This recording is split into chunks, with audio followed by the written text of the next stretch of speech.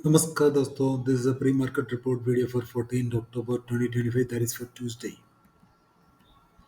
So without wasting much time, let us quickly jump into the FNO analysis. I hope you guys know how to read this data. Friday means the day before the trading day, and Monday means the last trading day. Total means what positions carried by the market participants, retailers, DI, FA and pros for Tuesday. सो या हम लोग चलते हैं index future से। Index future में ज़्यादा कारोबार देखने को नहीं मिल रहे। रिटेलर और डीआईए बुलिश पोजीशंस लेके जा रहे हैं और F N pros bearish positions लेके जा रहे हैं।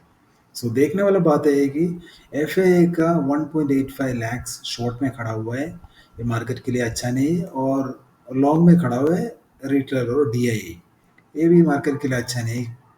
अगर मार्केट ऊपर जाते भी ये नीचे आने का चांसेस ज़्यादा रहते हैं इसमें। प्रोस का भी ज़्यादा डाटा नहीं है, हल्का सा क्वांटिटी, ये भी लॉन्ग साइड में। इंडेक्स कॉल में हम लोग देखेगा तो इंडेक्स कॉल में रिटेल अच्छा खासा कॉल बाई करके बैठा हुआ है। उनका नेट शॉर्ट घटते हुए पहुंच गया 48,000। डे का कोई कारोबार नहीं है। एफ का 47,000 आज सेल हुआ है। इसके चलते उसका नेट लॉन्ग से और नेट शॉर्ट में पहुंच गया 35,000। प्रोस का भी करीब 50,000 सेल है और उनका नेट लॉन्ग घटते हुए पहुंच गया 72,000। This data is bearish data, क्योंकि रिटेलर अकेला ही बुलिश पोजीशंस लेके जा रहे हैं। इंडेक्स पुट में भी ये यहाँ पे भी ये भी अच्छा खबर नहीं है। रिटेलर और नेकेड पुट सेल करते गया 1.28 लाख, एक बहुत बड़ा नंबर है। और इसके चलते उनका नेट शॉर्ट पहुंच गया 4.53 और एफ एन प्रोस लॉन्ग में चला गया। इंडेक्स पुट लॉन्ग और एफ का पुट लॉन्ग है 3.18 लाख और प्रोस का भी 1 लाख के ऊपर पुट लॉन्ग है। तो this is ultra bearish data. और हम लोग चलते हैं स्टॉक फ्यूचर्स में। स्टॉक फ्यूचर में भी खराब खबर। एफ 53,000 सेल कर लिया और उसके चलते उसका नेट लॉन्ग घटते हुए पहुंच गया 12.18 lakh. This is not good for market. I would say this data is bearish data. बाकी पार्टिसिपेंट्स के डाटा में देखने हो, क्योंकि डीए का तो हेडजिंग पोजीशन से और ये हल्का सा कारोबार है प्रोस और रिटेलर का। स्टॉक होल्ड में हम लोग थे, यहाँ भी गड़बड़। रिटेलर यहाँ भी अल्ट्रा बुलिश चले जा रहे हैं। उसका 34,000 और लॉन्ग ऐड कर दिया। इसके चलते उसका नेट लॉन्ग पहुँच गया 6.7 लैक्स और प्रोस ने 44,000 और सेल कर दिया। उसका नेट शॉर्ट पहुँच गया करीब 5 लैक्स। स्टॉक पुट में भी यहाँ पे भी रिटेलर और बुलिश चलते जा रहे हैं। यहाँ पे भी नेकेड सेलिंग कर दिया स्टॉक पुट में करीब 13,000 कॉन्ट्रैक्ट्स। उसके चलते उसका स्टॉक पुट में नेट शॉर्ट पहुँच गया 2.66 लैक्स और प्रोस का 2.29 लाख लॉन्ग में खड़ा हुआ है और एफ भी लॉन्ग में खड़ा हुआ है। So I would say this data is ultra bearish. So if I wanted to conclude, I will say retailers are taking ultra bullish positions in index options and stock options as well. So FA and pros in index option they are mixed to bearish and in stock options ultra bearish. तो क्या हो सकता है अगर मान लो कल market ऊपर ऊपर जाते हुए नीचे आने का चांसेस ज़्यादा रहते। सेल ऑन राइस का जरिए में आप उसको देख सकते हैं। और कैश मार्केट में 2,333 करोड़ बाई किया डीए ने और एफ ने 240 करोड़ सेल किया। बाकी जितना भी सेलिंग है वो प्रोस का जरिए हुआ है लगता है। Let us take a quick look at the market overview on 13th October, that is Monday. What happened over market. अगर निफ्टी और सेंसेक्स में तो हल्का सा गिरावट है। तो ये ग्लोबल मार्केट का फ्राइडे का गिरावट के कारण हमारा मार्केट गैप डाउन खुला, लेकिन ये नीचे टिका नहीं। बहुत सारे बाइंग है नीचे लेवल से। निफ्टी में 25,150 का लेवल से बहुत बड़ा डिमांड जोन बन गया। तो बहुत सारे बाइंग आ रहा था, ऊपर ऊपर ही चल रहा था। सेंसेक्स में भी ज़्यादा गिरावट नहीं आया, क्योंकि लास्ट में आईटी सेक्टर भी ऊपर भागने लगा। और हमारा मार्केट स्ट्रेंथ का सबसे बड़ा कारण है बैंक निफ्टी। बैंक निफ्टी इतना ऊपर जा रहा था कि बैंक मार्केट नीचे आने के लिए तैयार नहीं था। सेकेंड हाफ में मिड कैप में थोड़ा सा बाइंग आते हुए देखा। और आप इंडिया विक्स में, if you wanted to post this video and if you want take a look at my pre-market report video for 13th October. I've clearly mentioned that India VIX will rise at least 7 to 8% today. So it happened exactly. कल हो सकते हैं India VIX और 1-2 percentage और बढ़ सकते हैं, तो उसके चलते हुए सी के प्रीमियम और टूट सकते हैं और पी के प्रीमियम बढ़ सकते हैं। और एक और सोच कंसर्न की बात है, अभी तक आईएनआर में स्ट्रेंथ आया ही नहीं। तो जब तक आईएनआर में स्ट्रेंथ आते नहीं, मुझे पता नहीं क्यों बैंक निफ्टी इतना भाग रहे। हो सकता है बैंक निफ्टी कर सकते हैं कल। और क्रूड और गोल्ड सब ऊपर जा रहे हैं, तो गोल्ड में पता नहीं इतना तेजी क्यों आ रहे। चाइना पंप करते जा रहे हैं गोल्ड को, और सिल्वर भी रिकॉर्ड लेवल में पहुंच गया। तो इसी लेवल में मुझे पता नहीं अगर इन्वेस्ट करना ठीक है कि नहीं, क्योंकि कभी भी गिरावट आ सकती है। चलो, कुछ इम्पोर्टेंट डाटा है। तो हमारा सीपीआई डाटा आया, एक्सपेक्टेशन से ही नीचे आया, तो इसका मतलब हमारे इधर इन्फ्लेशन है ही नहीं है। और फूड इन्फ्लेशन लगातार नेगेटिव टेरिटरी में, विच 2.28 माइनस में दिख रहे हैं। तो मार्केट इसका रिएक्शन दे सकते हैं, कभी भी कल या परसों ऊपर जा सकते हैं। या दोस्तों, कल के लिए हमारा डब्ल्यू पी इन्फ्लेशन डाटा भी आएगा करीब 12 बजे। तो हो सकता है ट्यूसडे 12 बजे के बाद हमारा मार्केट इन दोनों डाटा को मिला के रिएक्शन दे सकते हैं। और वेनसडे के लिए बहुत सारे डाटा लाइंड अप है। तो सबसे बड़ा डाटा है कोर सी पी वाला यूएस का आना है। तो वेनसडे से मार्केट में बहुत बड़ा रिएक्शन आने वाला है।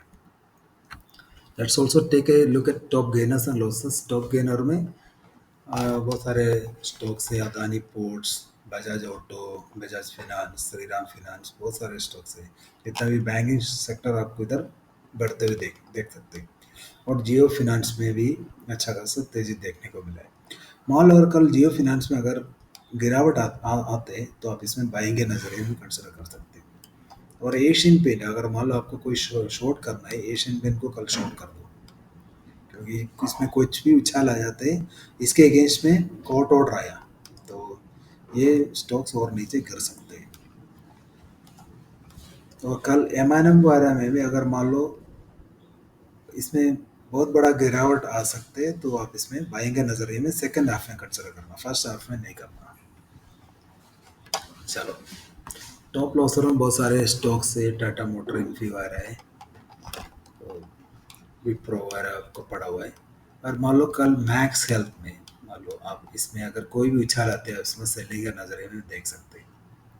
अदानी एंटरप्राइज में भी कल अगर इसमें कोई भी उछाल आते हैं, any up move in Adani enterprise also consider research for shorting. Same way for Eicher Motor also. If it is going up, you can consider short in Eicher Motor also. In Grasim also, you can consider short if it goes up.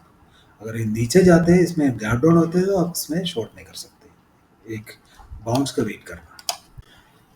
Let's look at the technical view and outlook for Tuesday. And Tuesday is the Nifty expiry. If Nifty is going below 25,200, then consider shorts. First target will be 25,150, followed by 25,110. If 2500 is broken, then only it can test up to 25,000. For longs, go long only above 25,260. First target will be 25,300, and the max target can be 25,360 for tomorrow. अगर Nifty 25,360 से resistance खाते हैं, तो immediately short कर सकते हैं। इसका PCR अभी भी ठीक है। Bank Nifty, if it is going below 56,600, then only short, because bank Nifty movement is currently bullish, and first target will be 56,450 followed by 56,300। So अभी मेजर सपोर्ट है, इसको बहुत नीचे है। जब तक ये 55,300 के ऊपर है, इसमें बाउंसेस आते रहेगा। लॉन्ग्स में 56,750 के ऊपर अगर चलना शुरू किया, तो आप इसमें लॉन्ग कंसिडर कर सकते हैं, लेकिन मेरे हिसाब से कल इसको अवॉइड ही कर दो। लॉन्ग 56,900 57,000 तक जा सकते हैं, पता नहीं वहाँ तक ये जाएगा कि नहीं। बैंक निफ्टी कल के लिए मेरा व्यू है, ट्यूसडे के लिए sell on rise. So if it is taking resistance near 56,750 to 800 zone, simply short it.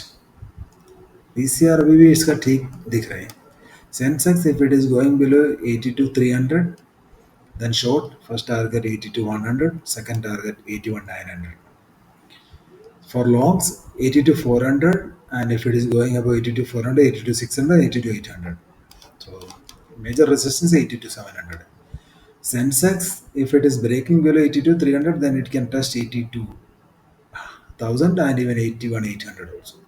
The PCR ये भी ठीक दिख रहे हैं लेकिन थोड़ा सा ओवर सोल्ड टेरिटरी में mid cap if it is going below 13,180 then immediately short first target will be 13,120 followed by 13,080. So major support is still at 13,000. Longs 13,220 if it is crossing 13,260 followed by 13,300. Major resistance 13,300. Mid cap is salon rise पे जरिए में आप इसको देख सकते हैं ये थोड़ा सा ओवरसोल्ड टेरिटरी में पहुंच गया इसका डिटेल जो पीसीआर है निफ्टी जब तक 25,000 होल्ड इसमें भी बाउंसेस आते रहेगा और जो जो जितना भी मैंने डिस्कशन किया वो सब नीचे लेके आप चाहे तो उसको पढ़ लेना निफ्टी के एक्सपायरी में चलते हैं सो हम लोग एक बार एनालिसिस करते हैं इसमें ऑप्शन चेन में क्या दिख रहा है if you look here the option chain is clearly showing lot of call writing and put rate is that is support it is very weak support अभी खड़ा हुआ है 25,200 में 1.78 करोड़ है एंड 25,200 में कॉल रेट भी 1.15 करोड़ है अगर इसमें मान लो ग्लोबल मार्केट के चलते इसमें कुछ कुछ भी ज़रा सा भी वीकनेस आ गया ये जितना भी ये जो पुट राइटर है ये रिटेलर है ये पुट राइटर जितना भी ये रिटेलर है ये लॉन्ग अनवेंडिंग के लिए जा सकते हैं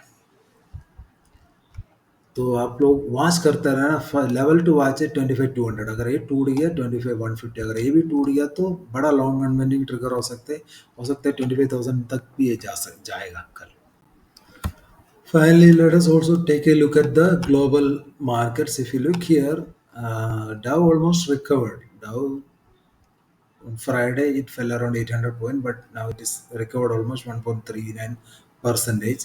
Same way, Nasdaq also recovered more than 2 percentage. It fell 4 percentage on last Friday.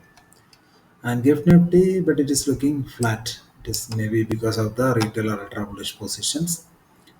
अगर हो सकते हैं कल सुबह जो यूएस फ्यूचर्स अगर नेगेटिव जाते तो हमारा गिफ्ट निफ्टी भी नेगेटिव जा सकती है सोचने वाला बात है कि ट्रम्प का हो सकता है अपना बेटे को प्रॉफिट दिलाने के लिए उन्होंने टीप डाल दिया और वीकेंड में वो टीप को चेंज भी कर दिया वो चाइना के ऊपर टैरिफ लगाने वाला था अचानक वो पलट गया चाइना के ऊपर अभी वो टैरिफ लगाने वाला नहीं है वो पूरे इंडिया के ऊपर ही क्योंकि हम लोग कमज़ोर देश है हम हमारा जो लीडर्स है यूएस के खिलाफ कुछ बोल नहीं पाते क्योंकि हमारा इकोनॉमी यूएस से डिपेंडेंट है हमारा जितना भी आईटी वगैरह अगर मान लो आईटी पे टारगेट किया तो हमारे इकोनॉमी बहुत बड़ा नुकसान हो सकता है इसलिए हमारा लीडर्स चुप रहते हैं तो हमारा इसका मतलब ये नहीं हमारा लीडर स्ट्रांग नहीं हमारे लीडर स्ट्रांग है लेकिन क्या है मजबूरी से वो चुप रहना पड़ता है लेकिन चाइना क्या है यूएस के सामने चाइना भी अपना आंख दिखा सकते हैं हम लोग यूएस को आंख नहीं दिखा सकते अगर हम लोग आंख दिखाने चला गया तो वो हमारा पानी उतार लेगा